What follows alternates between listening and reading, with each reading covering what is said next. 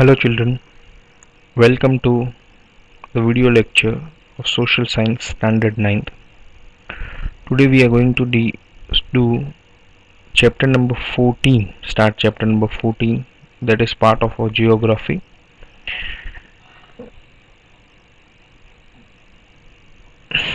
The name of the chapter is India, Location, Geographical Structure and Physiography Part 2. We have already seen about the location, geographic structure and physiography part 1 in chapter number 13. Today we are going to study about various geographical structures and other geographical terms that are used into the future chapters. So without wasting time, let us start the chapter. The landform which is irregular and has some altitude means height on the surface of the earth is called physiography. See, what is physiography? Then this is the definition. The landform which is irregular and has some altitude on the surface of the earth is termed physiography. It includes mountain, plateaus, plains, etc. Okay, which is not flat. Now here it is irregular, which is not flat. It is irregular and has some altitude, some height. So which part things are included in it? Mountain, plateaus and plains are included into the physiography. Okay, now here in this particular picture you can see they have shown different things or different terms that we use into geography. Okay, like mountain. Now what is mountain? That this is mountain, a raised form of earth. Okay, what is volcano? Then a mountain with a hole or an opening which lets out lava out of it.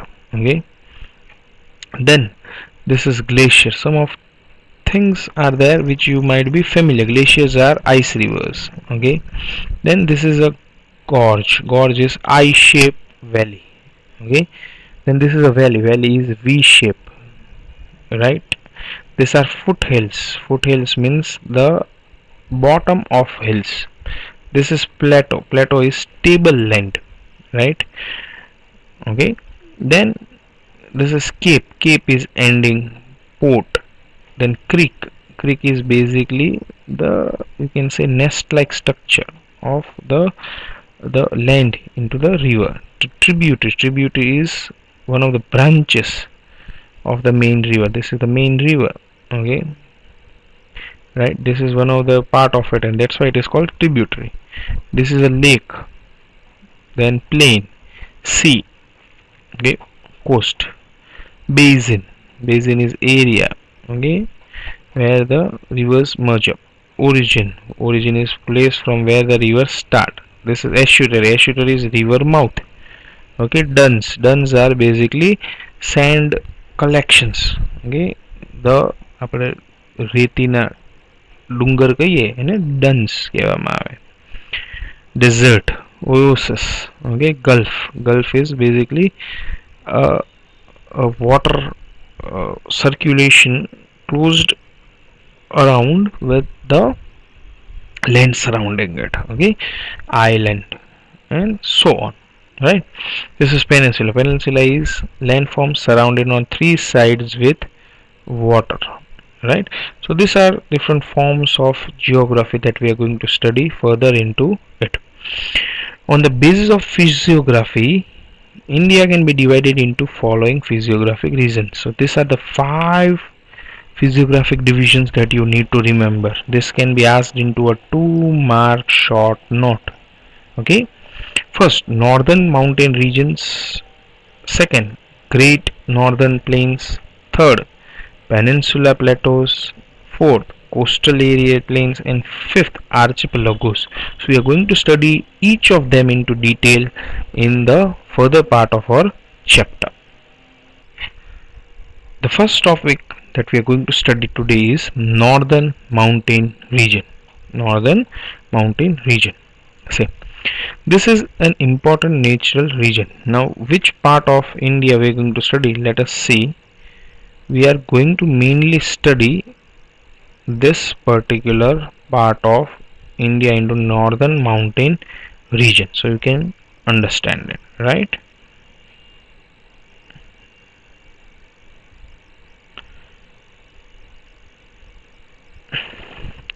See, it is known as a Himalayan mountain system. See, that particular part is also known as the Himalayan mountain system.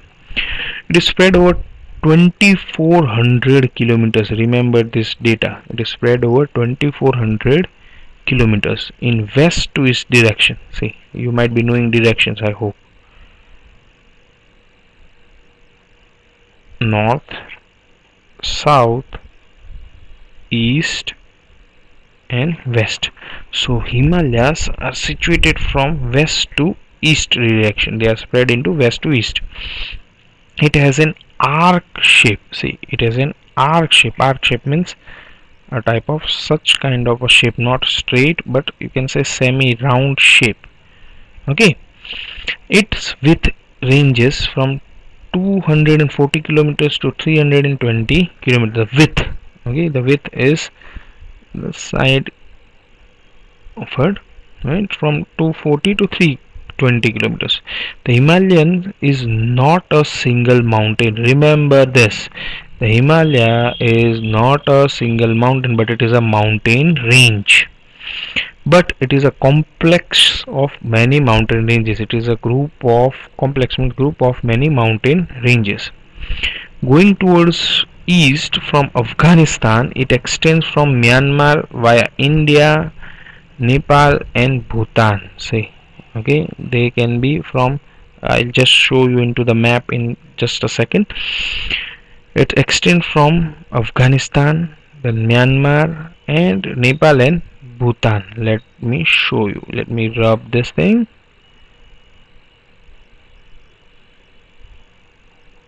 Okay, let's see the extension. Then here is Afghanistan. Okay, Afghanistan. Then you can see China also here. Then here it's Nepal, Tibet and Myanmar this side. So the extension of Himalayas is spread into a very large area. You can see the extension is spread into this whole part of the world, and it is 2400 kilometers. How much? 2400 kilometers. Okay, so it is a very long area, a very large area that we are going to see. It has more span in Tibet and North Sea. It has more in Tibet in northern side. Okay, it is part of mountain system known as Pamir Knot. Pamir Knot we saw. You can see into your book. It is situated on the top of India.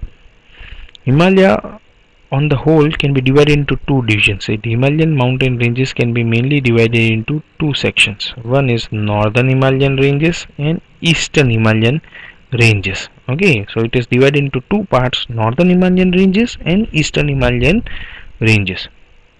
Now we are going to study about the northern Himalayan ranges.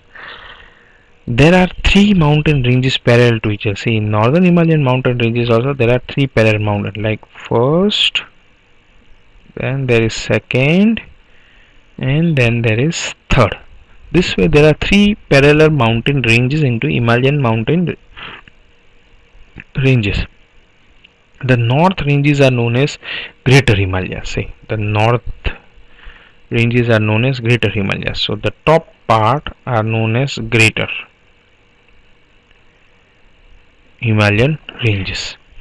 This is the loftiest ranges among the Himalayas. They are the loftiest, highest one of them, wherein there are more than 40 peaks which exceed height of 7,000 meters. Okay, the mountain ranges here are very high. Okay, and there are 40 peaks which have height of more than 7,000 meters. Most famous among them is Mount Everest. We know about this. It is the highest mountain peak in the world with 8848 meters. Remember this, 8848, 8848 for easy understanding. Okay.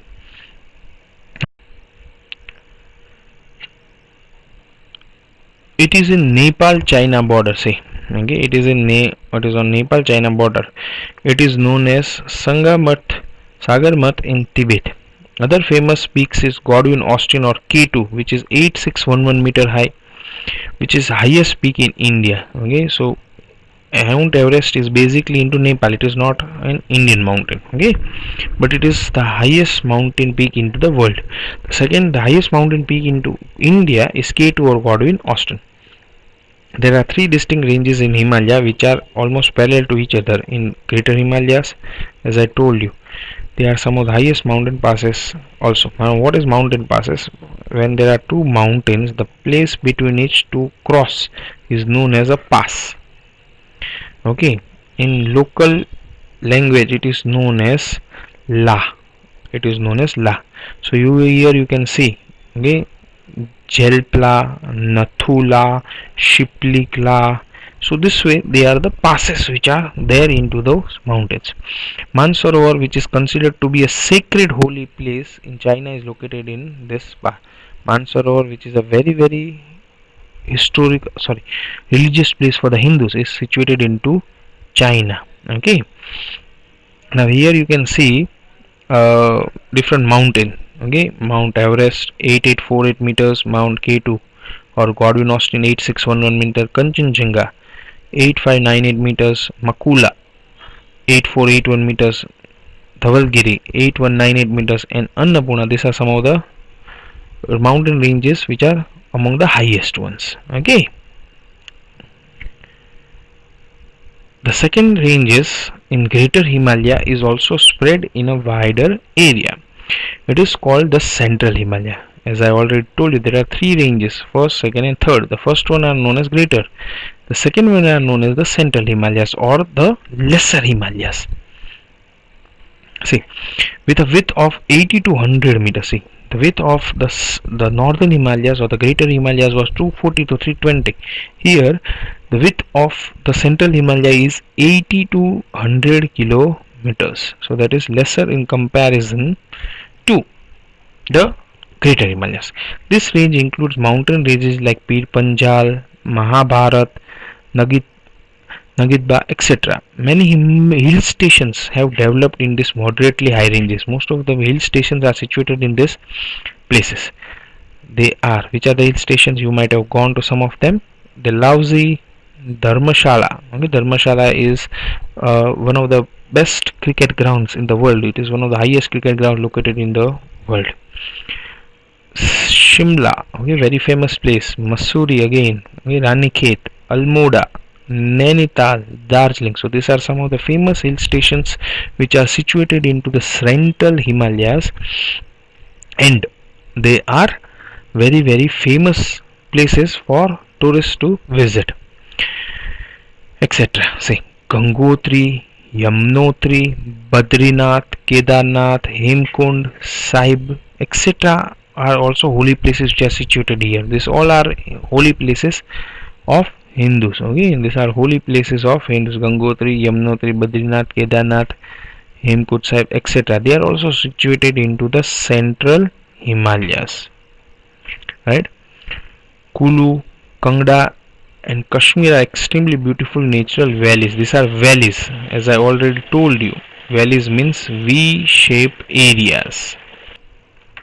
V-shaped areas are known as valleys. The third range, okay, which is situated further south, is known as Shivaliki or the outer Himalayas. So first are Greater Himalayas, the Central Himalayas, and this third is known as Shivaliki or the outer Himalayas. Okay, and most of them is fall within India. See, most of them are into India. It is about 10 to 15 kilometers wide. The width is very less and has an average height of 1000 meters.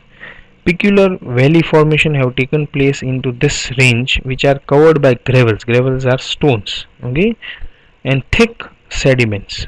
Local, they are called dun. Okay, they are called dun. You might see round stones if you have gone to these places. Dehradun, right? Patli dun. See, Kotia dun. Dun means the bed of round stones, pebble, and that's why they are known as dun into local languages, right?